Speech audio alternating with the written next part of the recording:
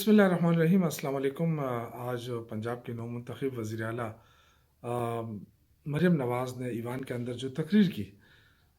وہ بالکل مکمل طور پہ شہباز شریف نواز شریف کے خلاف ایک مکمل چارج شیٹ تھی،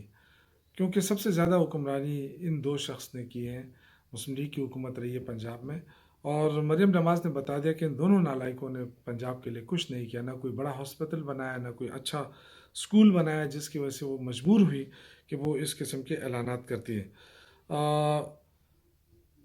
دوسری بات یہ ہے کہ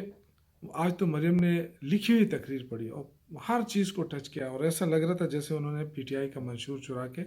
وہ اسمبلی میں بیان کیا ہو۔ مکمل پی ٹی آئی کا منشور لگ رہا تھا۔ دوسری بات یہ ہے کہ انہوں نے ان کے جو چچا ہیں، ان کے جو پوری ٹیم ہے، وہ وسائل کا رونا روتی ہے، اور یہ بھی کہتے ہیں کہ جی ملک ڈیفالٹ کرنے جا رہا ہے، لیکن انہوں نے دودھ اور شہد کی نہریں بہا دی پنجاب کے اندر، اور شاید وہ سمجھتی ہیں کہ عوام بیوقوف ہیں، وہ عوام اس ساری چیزوں کو مان جائیں گے اور دیکھ لیں گے،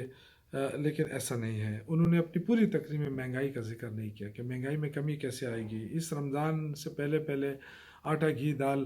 اور ان کی قیمتوں میں کمی کیسے آئے گی، کوئی اس کا ذکر نہیں ہے، جبکہ عوام اسی کے لیے ترس رہے ہیں اور وہ یہ سننا چاہتے تھے۔ اب جو ایئر ایمبولینسز کا جو ذکر کیا، وہ تو بالکل وہ ٹرک کی بتی کے پیچھے عوام کو لگانا کے مترادف ہے۔ لوگوں کو اتنا بیوقوف بھی نہ سمجھا جائے، اور نہ ہی نوجوان خالی خودی نعروں سے جو ہے وہ ورغلائے جا سکتے ہیں۔ پیپلز پارٹی اور نون لیگ کا جو اتحاد ہے، وہ میں پہلے بھی عرض کر چکا ہوں کہ وہ مفادات کا گیم ہے، اور صرف اقتدار حاصل کرنے کے لیے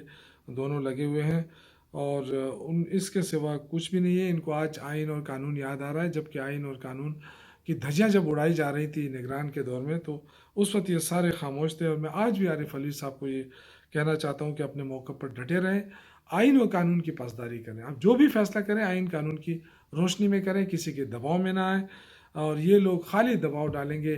آج تک یہ بہت، یعنی میں سمجھتا ہوں کہ آئین کی بہت بڑی وائلیشن ہو رہی ہے کہ یہ سنی اتحاد کونسل کو ان کا حق نہیں دے رہے، مخصوص نشستیں ان کا حق ہے لیکن وہ نہیں دے رہے ہیں۔ تو میں یہ عرض کروں گا کہ پارلیمنٹ ادھوری ہے، اور ادھوری پارلیمنٹ کا اجلاس کیسے ہو سکتا ہے؟